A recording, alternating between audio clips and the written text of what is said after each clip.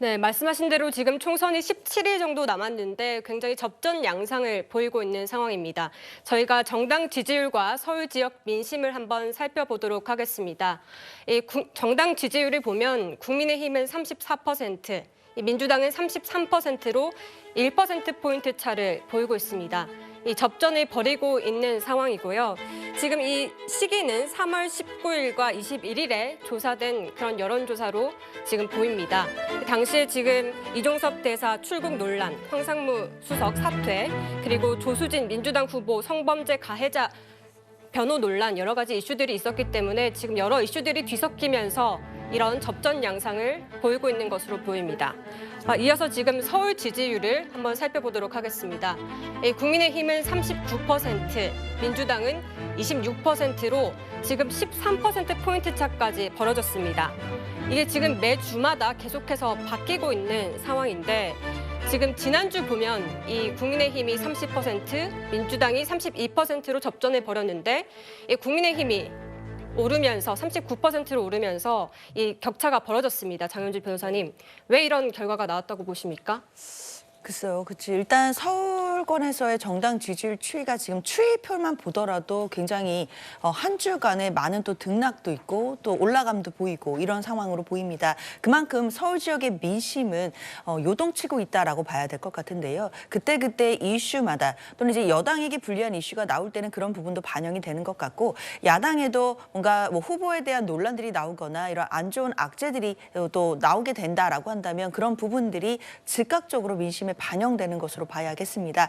그러나 일단 등폭이 너무 지금 높낮이가 크기 때문에요. 일단 정당 입장에서도 특히 국민의힘도 민주당도 뭐 어느 당도 지금 안심할 수 있는 상황 절대 아니라는 생각은 들고요. 앞으로 계속해서 총선을 앞두고 나오게 되는 여론조사의 추이까지도 좀 더 살펴보아야 이 모든 좀 과정들을 볼 수 있지 않을까라는 생각을 해봅니다. 알겠습니다. 서울 정당 지지율만 놓고 보면 3월 첫째 주에는 국민의힘 지지율이 높고 민주당이 굉장히 낮았지 않습니까? 네. 그 이유를 분석을 해보자면 중구 성동 갑에 대한 임종석 전 비서실장에 대한 이 컷오프가 상당히 큰 영향을 끼치지 않았나 하는 생각이 듭니다. 이른바 비명횡사, 이 친명횡재라는 민주당 공천 잡음이 극대화됐던 시점이 3월 첫째 주였고요. 3월 둘째 주의 경우에는 이종섭 전 국방부 장관의 호주 대사 임명과 황상무 이 사회수석의 이 부적절한 발언이 있었고 그거에 대해서 적절한 조치가 취해지지 않은 상황에서 여론조사가 실시되다 보니까 여권 지지층에서 실망한 이 응답자가 많이 나와서 지지율 격차가 좁혀들었다 이렇게 볼 수 있을 것 같습니다. 지난주에 다시 지지율 격차가 크게 서울 지역에서 벗어난 이유는 아마 그 강북 을 때문이 아닌가 이렇게 생각이 됩니다. 이 박용진 의원에 대한 공천 여부가 상당히 관심사였는데 이 결선 투표 결과 정봉주 전 의원이 공천장을 받았습니다만 이 부적절한 논란으로 사퇴했고 후임으로 정해졌던 조수진 후보마저도 이 그 부적절한 어떤 변론으로 다시 사퇴를 함으로써 이 민주당의 시스템 공천의 민낯이 드러나면서 이 서울 지역에서만큼은 최소한 민주당에 대한 기대보다는 실망이 컸기 때문에 다시 지지율 격차가 벌어졌다. 이런 해석과 분석이 가능할 것 같습니다. 네, 지금 이 공천 잡음이 지금 서울 지역 민심에 큰 영향을 미쳤다 이런 의견을 내주셨는데 지금 반박하실 의견이 있으시다고요? 네, 아니요. 뭐 정당 지지율도 중요하지만 저는 그 총선에서는 대통령 지지율이 더 중요하다고 생각을 해요. 네. 그러니까 20대 국회 총선을 보면은요. 그때 당시에 새누리당이 민주당보다 정당 지지율이 많이 앞서 있었습니다. 하지만 당시에 대통령의 부정 지지율 때문에 결과를 열어보니까 민주당이 123대 새누리당이 122로 한석을 이겼거든요. 또 최근에도 우리가 강서 보궐선거 결과를 보면 그때 당시 정당 지지율은 둘 다 박빙이었습니다. 민주당과 국민의힘이. 네. 하지만 선거 결과는 17%의 대승이었거든요. 이게 결과적으로 대통령에 대한 부정 지지율. 그러니까 총선은 중간 선거의 어떤 정권에 대한 심판적인 성격이 있기 때문에 이 대통령의 지지율도 상당히 중요하다는 말씀을 드리겠습니다. 네, 그래서인지 지금 이재명 대표도 정권 심판론에 열을 올리고 있는 상황입니다. 어제 이재명 대표가 이 경기도 포천의 한 마트를 찾았는데 이 대파를 직접 결제하고 정부의 물가 대책 실패를 비판했습니다. 직접 들어보시죠. 저는 한 1,000원 주면 살 줄 알았는데 대통령이 가서 살 때는 875원이라니까 혹시 야당 대표가 가면 한 뭐 900원 정도에는 팔지 않을까 했더니 3,900원이었어요.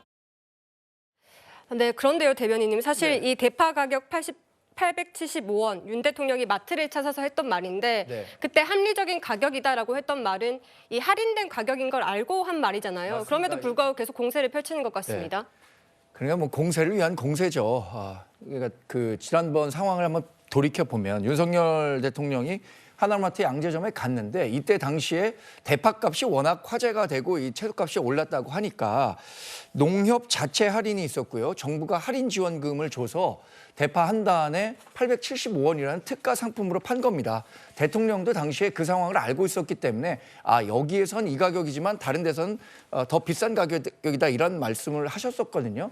근데 그런 앞뒤 전후의 그 사정은 다 물리치고 무조건 대통령이 살 때는 875원이고 자기가 살 때는 3,900원이다라고 하는 것은 그야말로 이 공세를 위한 공세인데 사실 물가 문제는 우리나라뿐만 아니라 전 세계적으로 굉장히 골치 아픈 문제죠. 그래서 미국도 지금 금리 내리지 못하고 여러 가지 어려움들에 봉착해 있는 거 아닙니까? 정부가 더 많이 노력하겠지만 물가 잡는 노력들. 그래서 우리 오늘 그 민생특위도 이제 새로 설치했고 네. 두 경제부총리, 전직 경제부총리를 모셔서 경제 정책들에 대해서 더 많은 신경을 쓰겠다고 했는데 그런 부분들을 종합적으로 평가해 주실 시간이 올 것이다라고 생각하고 있습니다. 알겠습니다. 이재명 대표 지금 윤석열 정부의 외교 정책까지 비판을 하고 있습니다. 지금 대중국 외교를 지적하면서 왜 중국에 직접되냐고 말한 것인데 직접 들어보겠습니다. 왜 중국을 찝쩍거려요? 그냥 쎄쎄. 대만에도 쎄쎄. 이러면 되지. 뭐 자꾸 여기저기 찝쩍거리고 무슨 양안 문제 우리가 왜 개입합니까? 대만 해비 뭘 어떻게 되든 중국과 대만 국내 문제가 어떻게든 우리가 뭔 상관 있어요? 그냥 우리 잘 살면 되는 거 아닙니까? 네, 강성패 위원장님 지금 씨엘씨 그러니까 그냥 중국에 감사합니다라고 하면 되지 왜 자꾸 여러 가지 양안 문제에 개입을 하느냐 이런 지적을 한 건데 어떻게 보셨습니까? 이 전통적으로요, 이 정부의 실력을 평가하는 거는 경제, 그리고 외교 안보, 그리고 정치력인 거거든요. 그러니까 외교 안보가 이게 중요한 거예요. 근데 보통의 우리가 외교는요, 이 추상적의 미학이라고 하잖아요. 그러니까 네. 어떤 현안에 있어서 분명한 입장을 표명하는 것보다 우리가 테러를 열어놓고 이렇게 추상적으로 얘기하는 것이 외교의 기본 원칙입니다. 그러니까 이재명 대표는 지금 윤석열 정부를 향해서 어떤 실리가 있고 또 유연하게 이렇게 빠져나갈 태구를 조금 마련하면서 외교를 했으면 좋겠다라고 이제 지적을 한 것이고요. 실례로 작년에 미국에서 우리 대한민국에게 우크라이나에 대한 포탄을 우회적으로 좀 지원을 해달라고 했어요. 근데 여기에서 우리 대한민국이 조금 시간을 좀 끌면서 좀 버텼다고 하면 저희가 굳이 그 러시아와 척을 지면서 저희가 외교 관계가 안 좋아질 건 없었거든요. 근데 지금 현재 러시아는 저희 대한민국을 외교적으로 이제 적대국으로 간주할 수 있다라고 엄포를 놓고 있어요. 그러한 것들이 연결선상에서 지금 러시아와 북한이 가까워지는 현상이 벌어지고 있거든요. 그래서 이러한 것들은 좀 대한민국이 유연하게 조금 시간도 끌면서 해야지 우리가 미국만 따라갔다가는 나중에 중국이나 러시아가 저희와 관계에 있어서 문제를 저희하고 얘기하지 않고 미국하고 얘기하는 경우가 생길 수가 있기 때문에 이런 유연한 외교를 좀 지적한 것이라 그렇게 이해하시면 될 것 같습니다. 네, 이 중러 외교에 대한 아쉬움을 표현한 것이라고 하셨는데 한 가지 궁금한 점이요. 그런데 지금 이재명 대표가 이번 총선을 신한일전이라고까지 부르고 있거든요. 그러면서 사실상 일본에 대한 적대감을 노골적으로 드러내고 있습니다. 여기에 대해서는 어떻게 보십니까? 그 일본에 대한 적대감이라는 표현보다는요, 그 국민의힘 후보들 중에서 친일과 관련된 그런 막말 발언에 대해서 아직도 공천을 취소하지 않고 후보직을 유지하고 있다는 것에 대해서 지적을 하고 있는 거예요. 네. 그러니까 우리가 모두 대한민국 국민들이 많이 알고 있지만 스스로 생선이 되는 거에 대해서 우리 잘못이 있다. 또 일제강점기가 조선시대보다 살기가 더 좋았다. 이런 식의 발언은 그 어떠한 이유로도 인정받을 수가 없는 거예요. 그러니까 이런 분들이 국회를 가게 되면 무슨 일이 생기냐면 후쿠시마 오염수 방류 문제라든지 그러면 위안부 할머니의 어떤 보상과 관련된 문제에서 이런 친일 성향이 있으신 분들이 우리의 국익을 어떻게 지켜낼 수 있느냐 이런 의문이 있기 때문에 여기에 대해서 지적을 하는 걸로 이해해 주시면 감사하겠습니다. 그러니까 일부 후보들의 과거 역사 인식에 대한 지적이다 이렇게 말씀해 주신 걸로 이해하도록 하겠습니다. 또 할 말 있으시다고요? 네, 그런데 이거는 일부 후보의 문제가 아니라 저는 이재명 대표 본인이 갖고 있는 외교 안보관에 대해서 분명하게 문제를 제기할 필요가 있다고 생각합니다.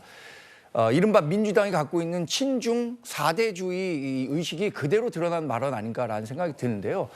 지금 북한에 대해서 중국이 뭐 핵무기와 관련해서 아무 말 하지 못하고 있는 상황에서 그런데도 중국에 우리가 쉐쉐하고 넘어갈 일입니까?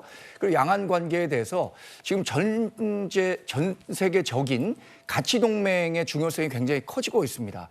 이 가치 동맹에 우리 속해 있는 많은 사람들이 현상 유지와 관련해서 얘기를 하고 있는데 현상 유지를 변경하려고 하는 세력들에 대해서 그냥 쉐쉐라고 넘어가기에는 네. 대통령 후보로서 그리고 민주당 대표로서 갖고 있는 안보관이 굉장히 그 문제가 있다고 생각합니다. 알겠습니다. 지금 이 오늘 국민의힘 선대위 회의에서도 관련 발언이 나왔는데 먼저 한동훈 비대위원장 발언 듣고 이야기 이어가겠습니다. 이재명 대표는 작년 6월에 주한 중국 대사관을 직접 찾아가서 외교부의 국장급에 불과한 싱하이밍 대사로부터 훈시에 가까운 일장 연설을 15분간 고분고분 듣고 왔습니다. 같은 시기에 법무장관이었던 저는 싱 대사로부터 만찬 요청을 받고 적절하지 않다고 봐서 사양한 바 있습니다. 그렇게 머리를 조아려 주면 무슨 국익이 높아지는 게 있습니까? 네, 구정 차장님. 네. 지난해 이재명 대표와 이 중국 싱하이밍 대사가 회동을 했을 때 당시 싱하이밍 대사가 이 중국 패배에 베팅한 것을 반드시 후회할 것이다. 이런 협박성 발언을 했었었는데 네. 여기에 대해서 이재명 대표가 가만히 있었거든요. 그때 당시 상황을 지적한 것 같습니다. 그렇습니다. 저는 다른 것은 제쳐놓고 이 외교 안보 문제만 놓고라도 이재명 대표와 한동훈 비대위원장의 이 양자 토론을 좀 했으면 하는 바람입니다. 왜냐하면 총선이 이 대한민국의 국민의 어떤 먹고 사는 문제뿐만 아니라 대한민국이 앞으로 이 외교 정책을 어떻게 수립하고 이 실천해 나갈 것인가, 대한민국의 안보와 직결돼 있기 때문에 그렇습니다. 저는 이재명 대표의 그 말씀이 우려스러운 것은 그냥 우리끼리 잘 살 수 있는 세상이 아닙니다. 지금 글로벌 네트워크가 얼마나 촘촘히 짜여져 있고 지금 이 코로나19 이후에 글로벌 공급망 재편 과정에 있지 않습니까? 대한민국은 경제를 위해서도 외교를 잘해야 되는 나라입니다. 단순히 뭐 이웃 국가고 거대 국가니까 쎄쎄하면서 잘 지낼 수 있는 상황이 아닌 것입니다. 왜 양안 문제가 중요합니까? 우리나라의 외교 에너지 수급이 다 그 대만 해협을 통해서 지금 오고 있지 않습니까? 만약에 양안 문제가 현상 변경이 된다면 그 비용을 우리나라 국민이 다 감당해야 되기 때문에 굉장히 중요한 문제인 네. 것입니다. 저는 총선도 중요하지만 외교 안보 정책에 대해서 이 거대 양당의 그 대표가 모여서 끝장 토론을 한번 했으면 좋겠다. 뭐 이런 생각이 듭니다. 알겠습니다. 끝장 토론까지 제안을 해주셨습니다.